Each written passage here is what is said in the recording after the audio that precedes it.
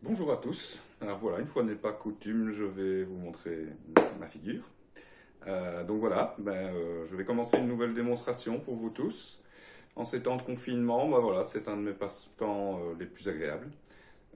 J'essaye de vous transmettre ce que je sais, hein, en toute humilité.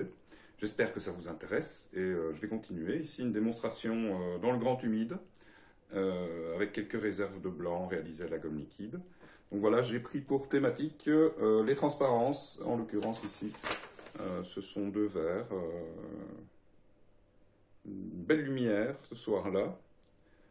Donc j'ai pris cette photo. Et elle m'a assez plu parce que l'échelle de valeur est quand même assez large. On a une ambiance un petit peu feutrée comme ça, avec beaucoup de reflets. Reflets évidemment de tout ce qui se passe sur les côtés, mais la transparence aussi dans ce qu'on peut percevoir dans les arrière-plans. Voilà, voilà. Alors nous allons nous y mettre doucement. Voilà, alors comme vous pouvez le voir, je vais essayer de redessiner mes verres, je les ai un petit peu réarrangés, toujours interprétation d'image.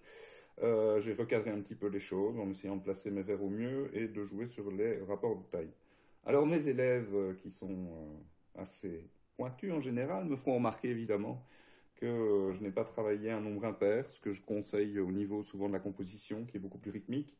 Donc ici j'ai une paire effectivement, mais c'est pas pour autant que cette peinture ne devrait pas être dynamique dans la mesure où j'ai quand même essayé de placer des lignes et des masses assez dynamiques justement. Donc voilà, je vais essayer maintenant de leur donner corps avec la couleur. Ce à quoi il va falloir que je fasse attention, évidemment, c'est quand même essayer en permanence de réouvrir mes blancs. Donc dans une première base, je vais essayer de travailler avec une base de couleur, hein, en essayant de créer juste une atmosphère. De cette atmosphère, après, je vais aller faire des enlevés, dans le principe du retrait, pour chaque fois réouvrir les lumières. Alors je vais faire attention au départ de ne pas forcément travailler avec une base de couleur trop peps, ni trop fade non plus. Je suis toujours en train de penser en termes de dominante contraste. Bon, bah ici, il est clair que j'ai quand même des dominantes plutôt tendance chaude. C'était une lumière du soir, donc les couleurs ont tendance justement à se réchauffer, à devenir aussi beaucoup plus intéressantes en termes de valeur. Les valeurs s'expriment beaucoup plus quand on a une lumière du soir hein, que quand on a une lumière de midi 14 heures où là, par contre, le soleil peut vraiment écraser les choses et nous donner des contrastes certes très puissants, mais manquant d'échelle de valeur du plus clair au plus foncé. Alors, je vais commencer par poser ma base chaude. Hein. Je vais partir sur une base d'or de quinacridone. Or de quinacridone, rouge alizarine cramoisi, évidemment. Hein. On retrouve ma palette. Et il y a de grandes chances que j'utilise un bleu phthalo pour créer le point froid. J'hésite encore entre le bleu phthalo et le bleu outre-mer. Ceci dit, le bleu outre-mer est tendance chaude. J'aurai que des tendances chaudes. Évidemment, il pourrait renvoyer quelque chose d'intéressant au niveau du contraste par rapport à ceci qui bascule un peu sur les orangés, donc orange-bleu, contraste des complémentaires, intéressant. Ceci dit, bleu outre-mer, j'ai peur que ça n'écrase un petit peu les choses, donc je vais plutôt opter pour un bleu phthalo tendance verte, qui est un peu plus froid.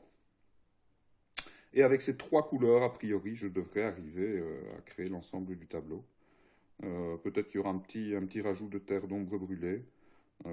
Pour créer des variantes simplement dans les brins. J'obtiens mon brun en mélangeant de l'or de quinacridone et de la lysarine cramoisie. J'obtiens un orangé et cet orangé, j'ajoute du bleu phthalo. Alors, le bleu phthalo étant très colorant, ça a tendance vite à basculer sur une nuance un peu verdâtre. Donc, dans ce cas-là, je rajoute de la lysarine cramoisie. Mais j'obtiens à ce moment-là des bruns très très intenses. Ceci dit, avoir un brun palette type terre d'ombre brûlée, c'est intéressant aussi. Ça permet encore une fois de créer des variantes. Voilà, voilà. Alors, papier humidifié sur les deux faces.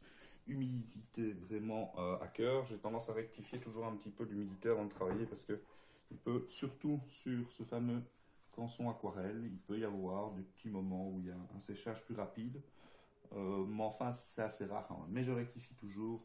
Le but, c'est d'avoir vraiment un papier qui soit uniforme et qui me permette surtout, encore une fois, de travailler à un certain moment.